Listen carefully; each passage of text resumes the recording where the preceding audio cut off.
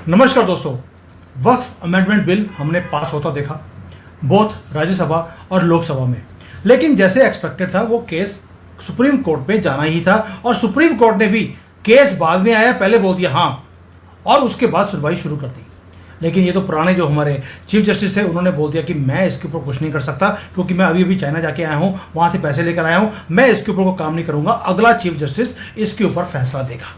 अब उसकी सुनवाई शुरू हो गई है या होने वाली है और उसके ऊपर क्या हो रहा है क्या नहीं हो रहा, इन सबके ऊपर डिटेल में बात करेंगे अवनीश जी के साथ, क्योंकि कुछ मेरे हिसाब से कंफ्यूजिंग चीज़ें हैं जो हमेशा मैं देखता हूँ सुप्रीम कोर्ट के अंदर। शुरू में बोला जाता है कि भाई ये तो बिल बिल्कुल ठीक है, हम इसके ऊपर सुनवाई क्यों करें, लेकिन बाद में चुपके से उसके अगेंस्ट जजमेंट्स आनी भी शुरू हो जाती हैं। हमने ये पैटर्न हमेशा देखा है। क्या इस बार भी ऐसे ही होगा कि शुरू में बोला जाएगा कि ये तो बिल्कुल ठीक है, कॉन्स्टिट्यूशनल स्टेटस है इसका, हम इसके अंदर इंटरफेयर नहीं कर सकते, लेकिन बाद में बोल दी जाएगा भी इसमें तो कॉमा की मिस्टेक थी जिसके कारण इसको चेंज करना पड़ेगा, यानी कि ये पास नहीं हो सकता है। अब देखते हैं क्या होता है क्या नहीं होता है, क्योंकि अवनीश जी की बड़ी अच्छी स्टडी है इसके ऊपर कि क्या हो रहा है और क्या होगा। अवनीश जी, जय सिया राम। जय जय सिया राम। सुमित जी, आपके सभी दर्शकों को प्रणाम। जी सर। सर, सुप्रीम कोर्ट क्या होगा? बिल्कुल, सबसे पहले तो हमारा आपका झगड़ा होगा सुमित जी। आपने अपने इंट्रो में जो बात कही मैं उससे 100% असहमत हूं। आपने कहा कि सुप्रीम कोर्ट इसमें चुपके से ऑर्डर पास कर देगा। आइए चुपके से नहीं, खुल के बताते हैं। जिस दिन वक्फ अमेंडमेंट एक्ट आने के बाद जब लोकसभा और राज्यसभा ने इसको पास कर दिया और उसके बाद इसकी सुप्रीम कोर्ट की यात्रा शुरू हुई। सुप्रीम कोर्ट में अब से लगभग 1-1.25 महीने पहले जब जस्टिस खन्ना सीजीआई थे उस समय यह मामला पहुंचा और जस्टिस खन्ना ने इसको न सुनते हुए अगली कॉन्स्टिट्यूशनल बेंच यानी नए सीजीआई गवई साहब जब आए, गवई साहब, उनके लिए छोड़ दिया। उस समय भी बहुत सारी चीजें आई, लेकिन सबसे पहली बार जब केस की सुनवाई हुई तो सबको याद हो 1.25 महीने पहले 2 डेट्स लगी और 2 डेट्स में सुनवाई हुई। पहले दिन और उसके बाद दूसरे दिन। पहले दिन सुनवाई पूरी हुई शाम को 5:30 यानी 5:30 बजे इंडियन टाइम के हिसाब से, और इस देश की सो कॉल्ड स्थापित मीडिया ने ब्रेकिंग बनाना शुरू कर दिया। रोक दिया, स्टे दे दिया, लग गया तमाचा मोदी के मुंह पे, वक्त जिंदाबाद। मैंने बड़ा हम्बली उस दिन भी कहा और वो वीडियो हमारे यहाँ मौजूद है कि साहब कहीं कोई स्टे नहीं हुआ। ये पहले दिन की बात है। दूसरे दिन एक बार फिर 5:30 बजा और इस देश की सेक्टर 16 छाप मीडिया के रामुओं ने डफली बजानी शुरू कर दी कि साहब पड़ गया तमाचा, कोर्ट ने स्टे दे दिया। ये लाइटर मोड में। अब जरा गंभीरता से बात कर दूं कि उन 2 दिनों में हुआ क्या। उन 2 दिनों में पहले दिन कोर्ट ने सिर्फ 3 कमेंट पास किए, कोई जजमेंट नहीं दिया। स्टे तो छोड़ दीजिए, इंटरिम स्टे भी छोड़ दीजिए, केवल 3 कमेंट किए। पहला कमेंट ये था वक्फ बाय यूजर के संबंध में। वक्फ बाय यूजर में सुप्रीम कोर्ट की उस बेंच ने ये कहा कि जो ऑलरेडी रजिस्टर्ड डीड हैं वक्फ बाय यूजर की, जो ऑलरेडी रजिस्टर्ड और नोटिफाइड डीड हैं, यानी जिनका की बाकायदे कागज देने के बाद और उसको अदालत से नोटिफाई करा लिया गया है, वो डीड रजिस्टर्ड है, उसको आप इस नए एक्ट के तहत डी नोटिफाई नहीं करेंगे तब तक जब तक कि हम इस केस को क्लोज न कर दें। पहला। दूसरा, उन्होंने कहा कि ये जो आपने कमेटीज बनाई है और उस कमेटी में आपने डिस्ट्रिक्ट एडमिनिस्ट्रेशन के लोगों को, सिविल सोसाइटी के लोगों को और उसके बाद एक मुसलमान की जगह आपने जो 8 मुसलमान पैदा किया है, यानी 2 महिला मेंबर, एक सुन्नी, एक शिया, एक वो अहमदिया और एक जो है वो क्या कहते हैं आगा खानी, इनको अभी इंडक्ट मत करिएगा। ये दूसरा डिसीजन था। तीसरी चीज सुमित जी क्या कहा कोर्ट ने? तीसरा ये कहा कि इसके अलावा जितने भी डीनोटिफाइड हैं, जो अनरजिस्टर्ड हैं, अनरजिस्टर्ड डीड हैं, आप उसके खिलाफ काम करते रहिए, कोई फर्क नहीं पड़ेगा। ये था पहले दिन का। और दूसरे दिन खुद अटॉर्नी जनरल ने सरकार की तरफ से ये कह दिया कि हाँ साहब ठीक है, ये 3 अंडरटेकिंग हम दे रहे हैं, ये लीजिए अंडरटेकिंग, सेटिस्फाई होइए, और उसके बाद अपना काम चलता रहा। इसका प्रमाण क्या है?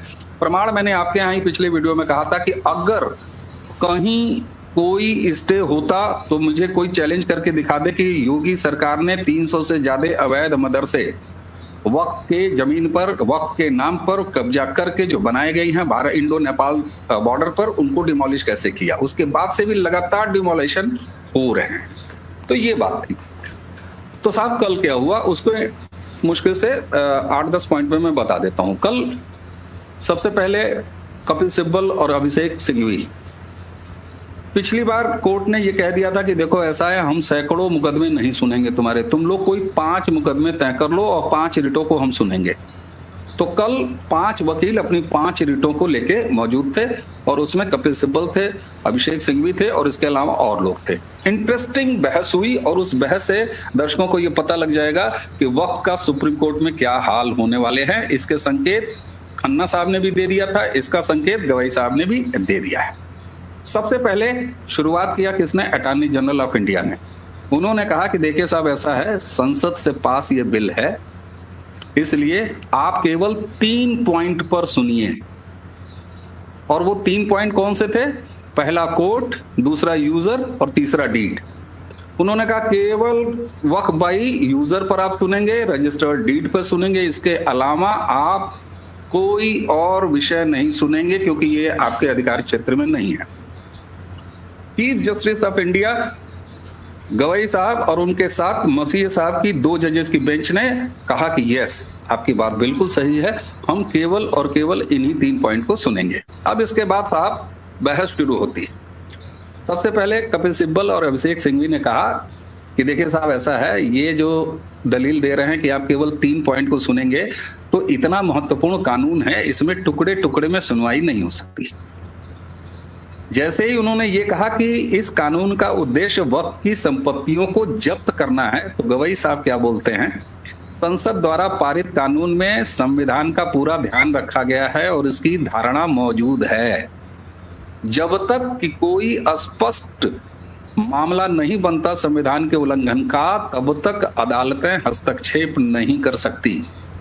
और इसके बाद अब सुनिएगा कि जब देश बदलता है, समाज बदलता है, तो कैसे बड़ी बड़ी संस्थाएं घुटने के बल आ जाती हैं। सीजीआई मिस्टर गवई ने क्या कहा इसके आगे, मैं कोट कर रहा हूं, खासतर वर्तमान परिदृश्य में हमें इससे अधिक कुछ कहने की आवश्यकता नहीं है सिब्बल साहब। यहां गवई साहब ने कहा कि इस समय जो देश का माहौल है, देश की जो अंडरस्टैंडिंग है और समाज जिस तरफ सोच रहा है, खासतौर से अब हम इस मामले में दखल नहीं देंगे, कोई अदालत दखल नहीं देगी। सिब्बल कहां रुकने वाले? सिब्बल ने दोहराया कि साहब देखिए ऐसा है कि आप इसको टुकड़े में मत सुनिए। सीजीआई ने कहा बिल्कुल नहीं, हम केवल इसी 3 पॉइंट को ही सुनेंगे, क्योंकि पिछली बार सुनवाई में 2 दिन की सुनवाई के बाद हमने केवल यही 3 पॉइंट पर अपने सवाल रेज किए थे। इसके अलावा सब कुछ बढ़िया है, सब कुछ टनाटन है, सब कुछ संविधान के अनुरूप है। अब इसके बाद गवई साहब यहीं नहीं रुके। गवई साहब ने कपिल सिब्बल से कहा कि मैं दरगाह भी गया हूं, मैं चर्च भी गया, हर किसी के पास चढ़ावे का पैसा है। उसके तुरंत बाद सिब्बल ने कहा कि देखिए दरगाह दूसरी चीज है, लेकिन मस्जिदों के पास जो है वो पैसा नहीं आता चढ़ावे का, और मैं मस्जिद की बात कर रहा हूं। यहां पर वो झूठ बोल रहे थे, जकात की बात वो छुपा ले गए।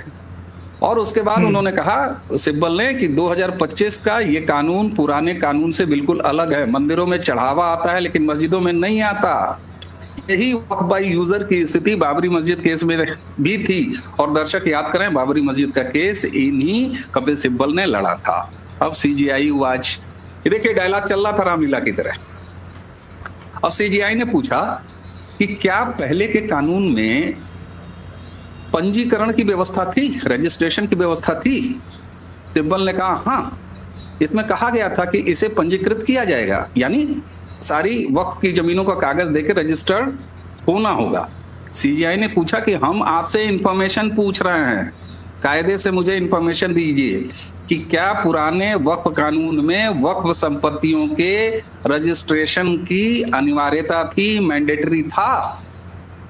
कपिल सिब्बल ने कहा कि साहब ऐसा है, पुराने अधिनियमों में शैल शब्द का इस्तेमाल किया गया है, SHALL, शैल का इस्तेमाल किया गया था। सीजीआई ने कहा कि ऐसा है बंधु, केवल शैल शब्द के प्रयोग से रजिस्ट्रेशन कराना मैंडेटरी नहीं हो जाता, हमको अंग्रेजी में समझाइए।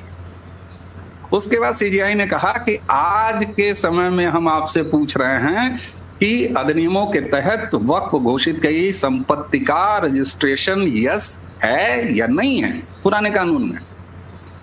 सिब्बल ने कहा कि ऐसा है सर, 1954 वाले जो वक्फ कानून है उसमें जितने भी संशोधन हुए उसमें वक्फ प्रॉपर्टी का रजिस्ट्रेशन अनिवार्य था। बिल्कुल सफेद झूठ, चाचा नेहरू वाला चौमन वाला है ये वक्फ। अदालत ने फिर, सीजीआई ने फिर पकड़ लिया सिब्बल को। उन्होंने कहा ऐसा है, क्या वक्फ बाय यूजर भी रजिस्ट्रेशन इसका मैंडेटरी था? सिब्बल ने कहा हाँ, सफेद झूठ। कैसे? अभी गवई साहब आगे पकड़ रहे हैं। फिर गवई साहब ने ये कहा कि आप तो ये कह रहे थे कि 1954 के पहले जो यूजर है उसके वक्फ का रजिस्ट्रेशन अनिवार्य ही नहीं था, शैल शब्द का इस्तेमाल था, और 54 के बाद जो है ये आवश्यक कैसे हो जाता है भैया, ये बताइए।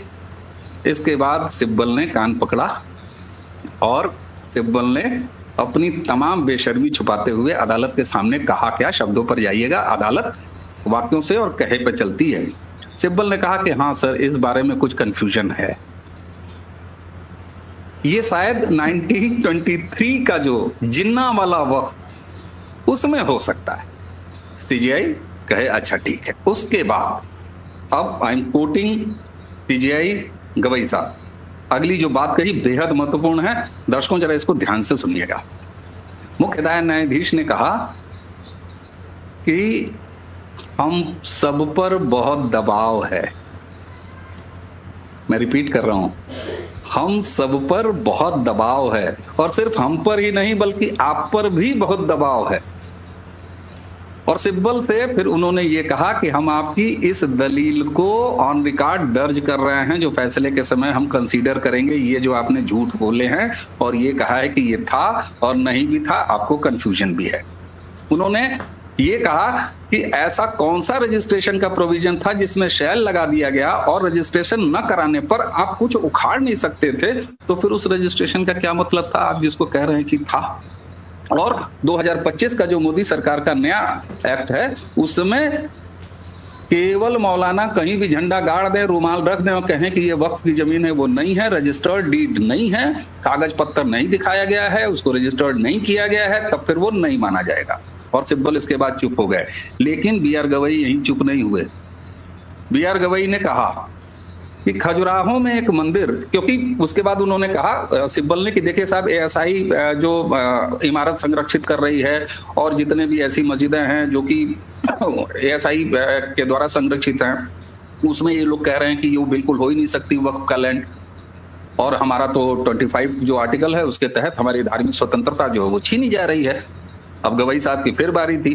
गवई साहब ने फिर रेला इनको और कहा कि ऐसा है कि खजुराहो में एक मंदिर पुरातत्व विभाग ने अपने संरक्षण में ले रखा है एएसआई ने, लेकिन मैंने खुद अपनी आंखों से देखा है मिस्टर सिब्बल कि वहां पर हिंदू धर्म के लोग अपना जाते हैं, पूजा करते हैं, पाठ करते हैं, हर तरह का रिचुअल करते हैं। इस पर सिब्बल ने कहा कि अरे सर, नया कानून जो है इसमें अगर कोई संपत्ति ऐसा ही संरक्षित है तो ये वक्फ नहीं हो सकती। सीजीआई ने कहा ठीक है, अगर वक्फ की प्रॉपर्टी नहीं हो सकती तो इससे क्या आपको अपना धर्म का पालन, मजहब का पालन करने से रोका जा सकता है? और जामा मस्जिद का एग्जाम्पल दिया, कहा सिब्बल जामा मस्जिद में नमाज नहीं पढ़ी जाती है। और तो और ये सीजीआई ने नहीं कहा, लेकिन मैं दर्शकों के सामने कह रहा हूं, संभल की जामा मस्जिद वो भी तो एएसआई द्वारा अंडरटेक्ड है, क्या वहां पर नमाज नहीं होती है? सीजीआई ने जामा मस्जिद का नाम लिया।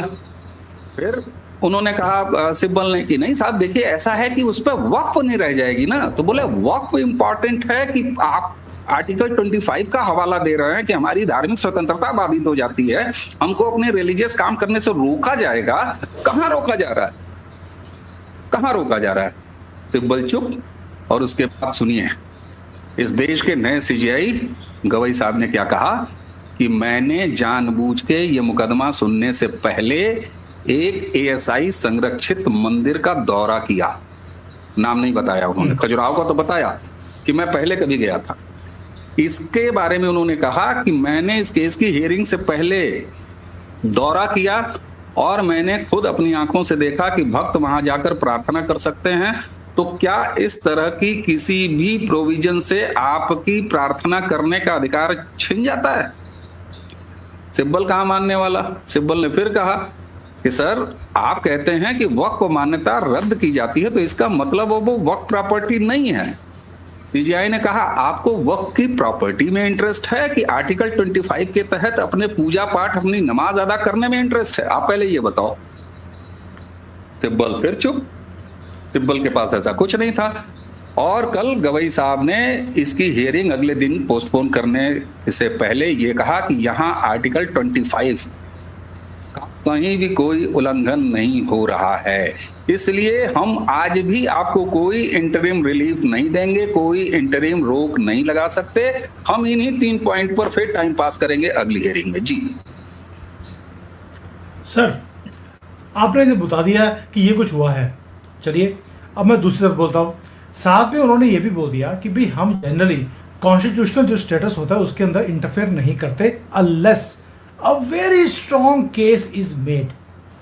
अब इसका मतलब है आपने इंडिकेशन भी दे दिया सिब्बल को कि बेटा तेरा केस स्ट्रॉन्ग नहीं है, तू तो 54, 48 और 27 की भी गलतियां कर रहा है, ये गलतियां मत कर, स्ट्रॉन्ग केस बनाकर लेकर आ, हम तेरे बात है। हमने पहले भी तो आपकी बात सुनी है, रात के अंधेरे में हमने आपकी सारी बातों के ऊपर हमने ठप्पा भी लगाया है, अब दोबारा ले आओ फिर कर लेंगे। सर ऐसा नहीं हो सकता कि हम वही देख रहे हैं जो दिखाना चाहते हैं, वो वही देख रहे हैं हम जो दिखाना चाहते हैं, but please bring a very strong case.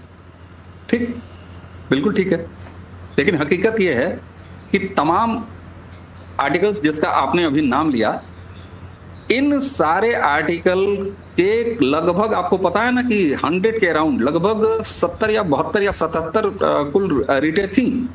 उन सबको इन लोगों ने आपस में बैठ के, जितने भी वादी थे, जितने भी विरोधी पक्ष के थे, वो सारों ने फिल्टर किया और सबसे स्ट्रांग जो क्लेम थे, ऐसे 5 क्लेम याचिकाओं के लेके आए हैं।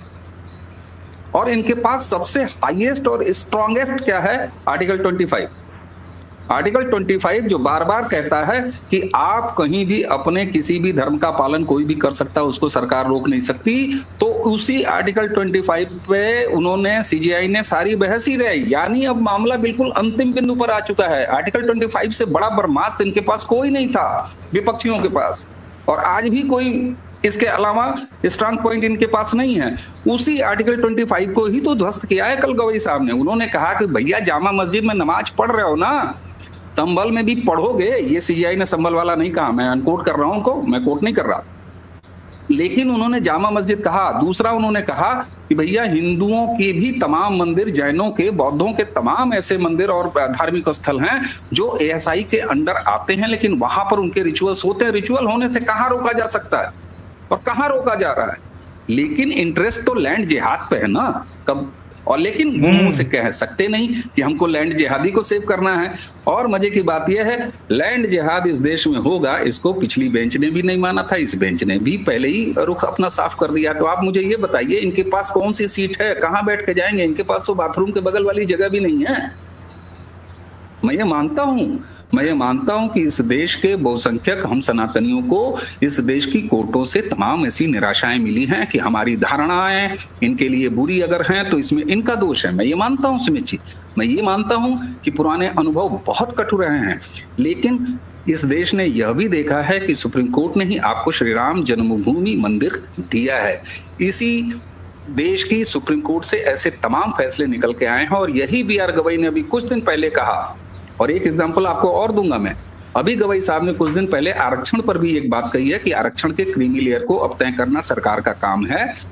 मैं देख रहा हूं वो सीजीआई गवई साहब जिन्होंने अपने शपथ लेने से पहले ये कहा था कि मैं दलित जाति से आता हूं और मैं इस देश का पहला दलित सीजीआई बनने जा रहा हूं, उन्होंने ही कहा है कि आरक्षण यानी रिजर्वेशन का क्रीमी पॉलिसी अब तय होनी चाहिए, ये सरकार करे। और एक केस और बता देता हूं, ऑपरेशन सिंदूर जब पहलगाम की घटना हमारे यहाँ हुई और उसके बाद भारत सरकार ने स्ट्रॉन्ग एक्शन लेते हुए 48 घंटे के अंदर पाकिस्तानियों को भारत छोड़ने का आदेश दिया। तो एक महिला, एक लेडी सुप्रीम कोर्ट पहुंच गई थी और सुप्रीम कोर्ट में उसने कहा कि साहब देखिए, हम नहीं छोड़ सकते, हमको यहीं रहना है। सुप्रीम कोर्ट ने जानते क्या डिसीजन दिया? सुप्रीम कोर्ट के उस डिसीजन को मैं कोट कर रहा हूं सुमित जी। सुप्रीम कोर्ट ने कहा कि इस तरह के किसी भी निर्णय में संविधान की अंतिम व्याख्या करना और संविधान के तहत अंतिम निर्णय लेना सरकार और संसद के हाथ में है। सरकार ने यह निर्णय ले लिया है, इसलिए इसमें अदालत कहीं से हस्तक्षेप नहीं कर सकती। सरकार संविधान के मामले में तय करने के लिए सर्वोच्च है, ये माना, ये सुप्रीम कोर्ट ने माना और उसको 72 घंटे का टाइम दिया और कहा 72 घंटे के बाद अपने कागज पत्तर तैयार करो, अपना झोला बिस्तर तैयार करो और बाघा बॉर्डर क्रॉस कर जाओ। इसलिए ये साफ है, इस वक्त में जो आर्टिकल 25 की प्ली लेके चल रहे हैं, इन पांचों याचिकाओं में केवल आर्टिकल 25 बचा रह गया है, बाकी सब धूल धूसरित हो चुका है पहले ही। इसीलिए केवल 5 याचिकाएं सुन रहा है और पांचों में केवल माला जपी गई है आर्टिकल 25 की, जिस पर जो बहस हुई उसमें सिब्बल को खरी खरी सुना दिया है सीजीआई ने कि ये आर्टिकल 25 का झुंझुना भी नहीं चलना है। मेरा दावा, मेरा भरोसा, मेरा विश्वास, ये तीनों है सुमित जी कि सुप्रीम कोर्ट में वक्फ एक्ट 2025 सरकार का वो जीत रहा है। ये सारे विपक्षी और इस देश के सबसे बड़े लैंड जिहादी वक्फ बोर्ड को समर्थन देने वाले सबके सब हार रहे हैं। कटु अनुभव कई रहे हैं, लेकिन कुछ अच्छे अनुभव भी रहे हैं, इसलिए गुण और दोष के आधार पर कभी कभी तारीफ करना बनता है। चलिए, अब आप तारीफ कर रहे हैं, लेकिन अगर मेरे से पूछेंगे, मेरा अभी विश्वास इस सुप्रीम कोर्ट के ऊपर ऐसा नहीं आएगा, क्योंकि एक एक वर्ड इनका बोला हुआ बड़ा इंपॉर्टेंट होता है। सेकेंडली, आपको मालूम है कि जो अभी जो कपिल सिब्बल हैं, आपको मालूम है वो भी एक बड़े हंडे हुए खिलाड़ी हैं।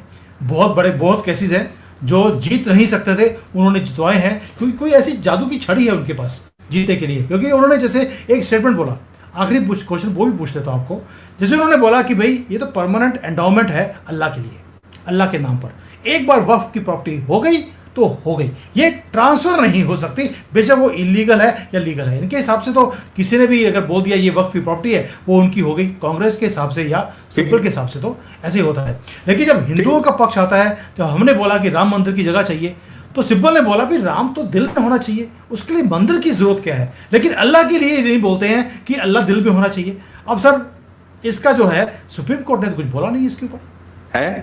है जवाब है, सुप्रीम कोर्ट ने ही दिया है।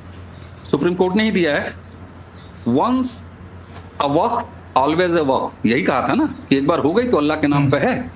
लेकिन जब पहली हियरिंग में खन्ना साहब, अभी गवाही साहब छोड़ देते हैं, जो पहले 2 दिन की हियरिंग हुई थी, जब सुप्रीम कोर्ट ने ये कहा, सरकार के कहने पर यह कहा और सरकार ने अंडरटेकिंग दिया कि वक्फ बाई यूजर में जो अनरजिस्टर्ड डीड हैं, जो रजिस्टर्ड नहीं हैं, उन पर आप डिमोलिशन करिए, उसको वापस लीजिए, हम कुछ नहीं रोक रहे हैं। केवल जो रजिस्टर्ड हैं उनको डी नोटिफाई मत करिएगा। ये नहीं कहा कि इनको छोड़िएगा मत, डी नोटिफाई मत करिएगा। यानी अब जो रजिस्टर्ड हैं उनके भी कागज चेक होंगे, अगर कागज फर्जी पाए गए तो वो डी नोटिफाई होंगे। आप बताइए ना, अल्लाह की जमीन अल्लाह के नाम पर कहाँ रह गया? डी नोटिफाइड जितने हैं योगी सरकार तो वापस ले रहे हैं। आज की डेट में जब हम आपसे बात कर रहे हैं, 125 एकड़ वापस ले चुके हैं इंडो नेपाल बॉर्डर पर। कहाँ है सर? इसीलिए मैं कह रहा हूं केवल आर्टिकल 25 का एक झुंझुना है, उसको भी तोड़ रहे हैं सीजीआई। और एक चीज और मैं बताऊं आपको, शको सुबह बिल्कुल है, लेकिन 2 सेंटेंस जो मैंने अभी बताया, कल गवई साहब ने जो कहा है सिब्बल के सामने कि हम पर बहुत दबाव है, ये बहुत कुछ कह जाता है, ये बहुत कुछ कहता है साहब। और उन्होंने साथ में ये भी कहा कि आज के बदले समय में हम पर बहुत दबाव है। सारा मर्म इसी में छुपा हुआ है। इसीलिए मैं कहता हूं, जब एक समाज जिंदा समाज के रूप में व्यवहार करना शुरू कर देता है तो बड़ी से बड़े तानाशाहों को भी घुटनों पर आना पड़ता है। और यही है अच्छे दिन साहब, यही है अच्छे दिन। भारतीय जुडिशरी की जय हो। चलिए, आज आप जो है जुडिशरी की जय कर रहे हैं। मैं अभी भी सहमत नहीं हूं कि ये जो जुडिशरी है हमारी है, ये सुधरने वाली है। यस, प्रेशर है 100 करोड़ हिंदुओं का, सनातनियों का, जिसको दबाया गया। हिंदुस्तान में हिंदू ही जिसको बोला गया था कि ये कंट्री आपके लिए है, उसी में हमें दबाया गया और हमारे सारे हक इन्होंने छीन लिए, एजुकेशन से लेकर हमारे पूजा पाठ के ऊपर भी। यहाँ पर तो सब 2014 से पहले जय सिया राम बोलने वालों को जेल होती थी, क्योंकि ये बोलते थे कम्युनल है। लेकिन आप अल्लाह अकबर, अल्लाह बकरी, अल्लाह हलाला ये बोल सकते थे, लेकिन जय सिया राम नहीं बोल सकते थे। ये वही देश है। तो ये सुप्रीम कोर्ट उन्हीं के साथ खड़ी होती थी। आज आपने बोला जैसे, देखिए अभी सुनवाई में हमेशा ये पक्ष लेते हैं और उसकी बहस लगती है कि भाई ये तो हमारे पक्ष में है। उसके बाद हमने जजमेंट्स को उल्टे होते हुए देखा भी है। अब देखना ये है कि आपकी बात सही होगी या हमारी। मैं कहता हूँ कि आपके मुँह में घी शक्कर कि आपकी बात सही हो। मैं इसके लिए प्रार्थना करूँगा, दुआ नहीं कर सकते, प्रार्थना कर सकते हैं, क्योंकि दुआ करेंगे तो केस उनके हक में चले जाएगा। प्रार्थना करते हैं कि आपकी बात सही हो, कि इस बार कोर्ट सही फैसला लेगा, क्योंकि यो मक्कारी कांग्रेस ने हमारे साथ की है उसको रिवर्स करने का टाइम आ गया है। मोदी जी ने अपनी तरफ से एक्शन ले लिया, अब देखते हैं कि सुप्रीम कोर्ट उसको मोहर लगाती है या उठाकर बाहर फेंकती है, वक्त बताएगा। Avneesh ji, thank you so much for this great analysis and I hope you are proven right. Thank you, Jai Hind. Thank you sir, जय हिंद।